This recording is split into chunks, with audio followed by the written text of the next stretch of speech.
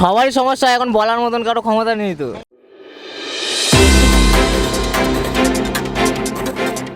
Right news on India এই মুহূর্তে সরাসরি চলে এসেছে একদম 24 পরগনা জেলার রুহন্ডা যে রাস্তা রয়েছে ঝাউতলা, সেই রাস্তায় চলে এসেছে। এইখানে যে রাস্তা রয়েছে এই রাস্তার অবস্থা খুবই করুণ অবস্থা।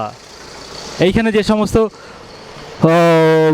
রাস্তা একবার আমার ক্যামেরা পার্সনকে দেখাতে বলবো, একদম খানা খন্দের চারিদিকে ভরে গেছে। যদি কোনো পেশেন্টকে দিয়ে এই রাস্তা দিয়ে যায় তার কিন্তু মৃত্যু অনিবার্য। এমনই রাস্তার অবস্থা দেখেছেন, চারিদিকে খানা খর্দ হয়ে রয়েছে এবং দুপাশে এই এলাকার দুপাশে রয়েছে বিশাল বড় ইন্ডাস্ট্রি এরিয়া।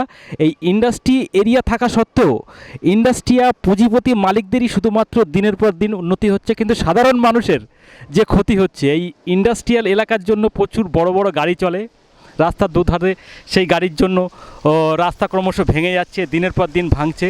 কিন্তু কিভাবে যে মেরামত হবে এই প্রশ্ন কেউ তুলছে না।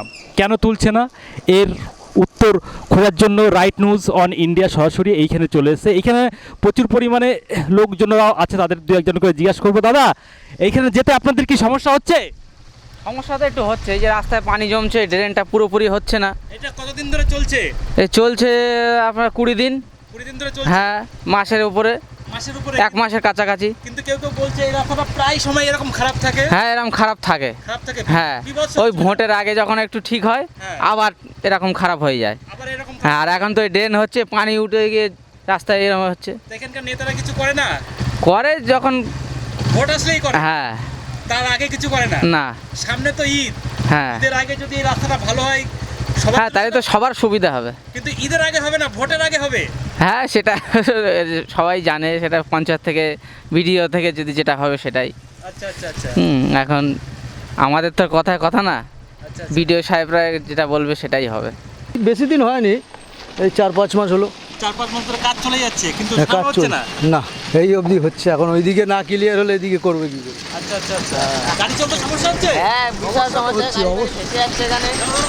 অটোওয়ালারা কিছু বলবে না, কারণ ওদের ইউনিয়নের ব্যাপারে এখানে রাস্তা দেখেন কি অবস্থা। এখন একটা গাড়ি যদি বিপদ ঘটে কেউ দেখবে, দেখার মতন কেউ নেই, রাস্তা পুরো ফাঁকা। গরিব মানুষদেরই প্রবলেম। গরিব মানুষ মানে সাইকেলের আগের দিন ঢুকে গেছিলো এই রাস্তার মধ্যে, ড্রেনের মধ্যে পড়ে গেছে রাস্তার মধ্যে। মহিলা ফহিলারা যেতে আসতে অসুবিধা হয় বিশাল।